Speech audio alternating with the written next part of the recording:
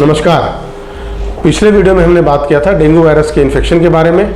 Dengue virus होता क्या है, कैसे इन्फेक्शन होता है, इसके लक्षण क्या क्या हैं और इसकी चिकित्सा और बचाव के बारे में बात किया था। साथ ही साथ इसके वैक्सीन के बारे में भी आपको जानकारी दी थी मैंने।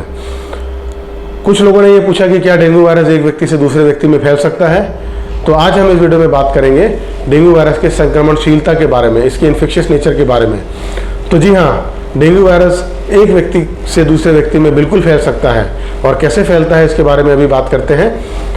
किसी एक स्वस्थ व्यक्ति को जब एडिस एजिप्टाई मच्छर काटता है तो वो डेंगू वायरस से इन्फेक्टेड हो जाता है, डेंगू वायरस से संक्रमित हो जाता है। परंतु ऐसा नहीं है कि ये लक्षण तत्काल आपको दिखाई दे। इसको लक्षण को व्यक्त होने में कम से कम 4 से लेके अधिकतम 10 दिन का समय लगता है। इन दिनों को हम इंक्यूबेशन पीरियड के नाम से जानते हैं। इस समय आपके शरीर में डेंगू वायरस रहता है परंतु लक्षण नहीं आते।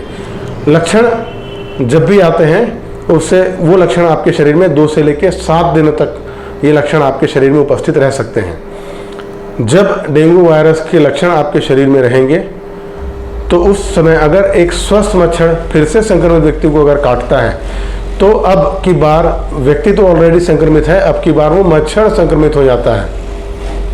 और जैसे ही वो मच्छर संक्रमित होता है तो उसका भी एक इंक्यूबेशन पीरियड है जो कि 8 से 10 दिनों का है। इसके बाद अगर वो मच्छर फिर किसी स्वस्थ व्यक्ति को काटेगा तो वो स्वस्थ व्यक्ति भी फिर से डेंगू वायरस से इन्फेक्टेड हो सकता है।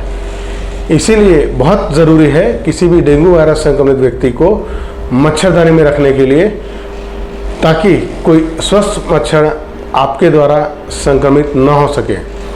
क्योंकि अगर वो स्वस्थ मच्छर ने अगर संक्रमित व्यक्ति को काटा और फिर मच्छर संक्रमित हुआ और फिर मच्छर फिर से किसी स्वस्थ व्यक्ति को काटेगा तो वो डेंगू वायरस को फैला सकता है। तो ऐसा हो सकता है कि अगर आपके घर में कोई डेंगू वायरस का पेशेंट है, कोई डेंगू वायरस का मरीज है, तो उसे मच्छरदानी में ज़रूर रखिए।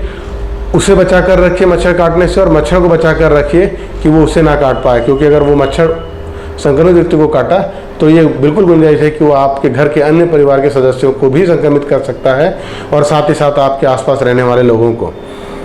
मच्छरदानी का प्रयोग सबसे ज़्यादा सुरक्षित, असरदार और सहज उपलब्ध है, इसलिए मच्छरदानी का प्रयोग ज़रूर करिए।